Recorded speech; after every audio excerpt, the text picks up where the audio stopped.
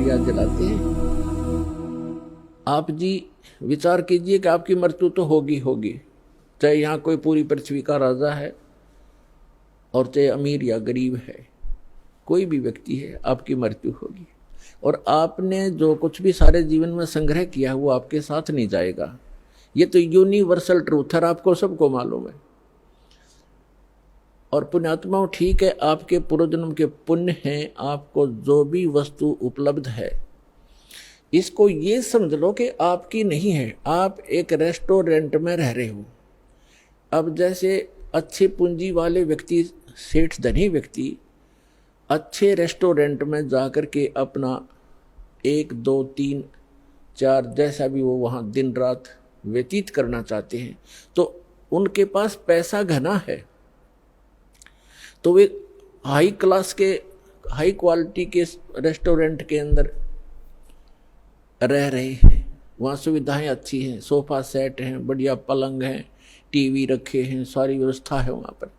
बैल बजा दी, बैरा आ गया, जो वस्तु मांगी उपलब्ध होगी खाने और पीने की। और एक गरीब व्यक्ति जाके एक सिंपल होटल में रुका है जिसमें एक तख्त पड़ा है और सिंपल आहार है, थोड़ा खर्चा है उसका। तो ऐसा ही समझ लो आप, जो गरीब है वो एक सिंपल होटल में रह रहा है, अमीर है वो बड़े होटल में रह रहा है, लेकिन वस्तु किसी की नहीं। वहाँ पर होटल में गए व्यक्ति को पता होता है कि यहाँ तेरी वस्तु कोई नहीं है, इनको प्रयोग कर सकता है, वो भी अपने खर्चे से। तो इस काल भगवान का ये होटल है फॉर एग्जाम्पल। और इसमें आपके पुण्यों के कारण आप सुविधा जो आपको है वो आपके पूर्वजन्म की पूंजी से है, जेब आपकी ही खर्च हो रही है। जो सुविधाएं आपको उपलब्ध हैं आपके पुण्य क्षीण हो रही है। और गरीब व्यक्ति है वो समझ ले सिंपल होटल में रह रहा है, कोई झोंपड़ी में है चाहे सिंपल मकान में रह रहा है, तो वो भी एक होटल में ही है। एक दिन दोनों ने ही जाना है और दोनों ने वो सब वस्तुएं यही छोड़ जाना है। अब जाना कहाँ है?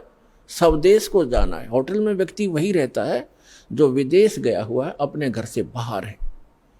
आज तक आपको यही नहीं मालूम कि हम इस होटल को छोड़कर प्रस्थान कहाँ करेंगे। आपको तो जबरदस्ती जब आपकी पूंजी समाप्त हो जाती है, आपका समय समाप्त हो जाता है, उस होटल से पकड़कर बाहर फेंक दिया जाता है सड़क पे, आप कहीं जाओ। जब हम घर से बाहर चलते हैं वैसे किसी काम कार्यवश, तो जाने से पहले हम वहाँ कहाँ रुकेंगे, रात्रि हम कैसे व्यतीत करेंगे, उसकी व्यवस्था पहले करके जाते। और संसार छोड़ के जाने वाला व्यक्ति कभी सोचता भी नहीं कि मृत्यु के बाद मैं कहाँ जाऊंगा। तो वो ज्ञान अब आपको प्राप्त हो रहा है कि आप ये साधना करोगे और आप इन होटलों में रहो जैसे जिसकी व्यवस्था है। ठीक है, धनी है अपने उस सुविधा को प्राप्त करो, निर्धन है अपने उन मकानों में गुजर करो।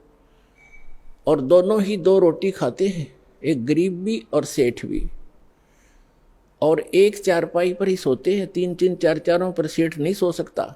एक कोने में चाहे 10 कक्ष की कोठी हो, एक कक्ष के एक कमरे में एक तख्त 3.5 बाई। परमात्मा कहते हैं क्या चढ़ावा मेंढिया और लंबी भीत उसार, घर तक 3.5 हाथ गणाते 3.25। यानी आपको लेटने के लिए अपने हाथ, ये हाथ होता है इतना, प्रत्येक का शरीर अपने 3.5 हाथ का होता है, 3.5 हाथ का। तो परमात्मा कहते हैं आपने 20 कक्ष की कोठी बना रखी है, उसमें 3.5 हाथ और बाई 1 हाथ, भाई इतनी जगह की जरूरत है आपको। बाकी उस कोठी की शर्मा मार ले, क्या बनेगा उसका? समय खोया, अपना जीवन व्यर्थ किया। तो कहने का भाव ये है कि ठीक है, भगवान ने आपको कोठी भी दी है, सुविधाएं भी हैं, कोई बात नहीं, लेकिन अब भविष्य की तैयारी करो, यहाँ से चलने का उद्देश्य बनाओ। असक जन्म हो गए आप जी ने यही भटकताओं का।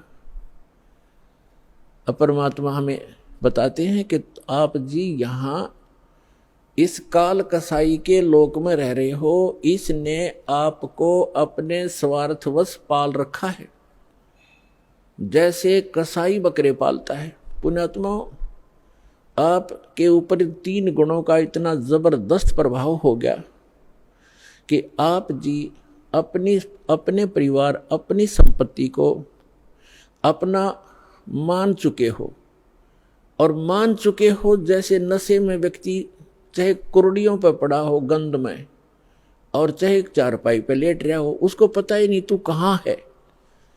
तो आज हम सभी की ये स्थिति है कि हम इस सब कुछ को अपना मान चुके, और इसको ये कहा जाता है कि आप कसाई के लोक में रह रहे हो और ये आपको सबको खाएगा बारी बारी। ये नहीं बख्शेगा किसी को भी।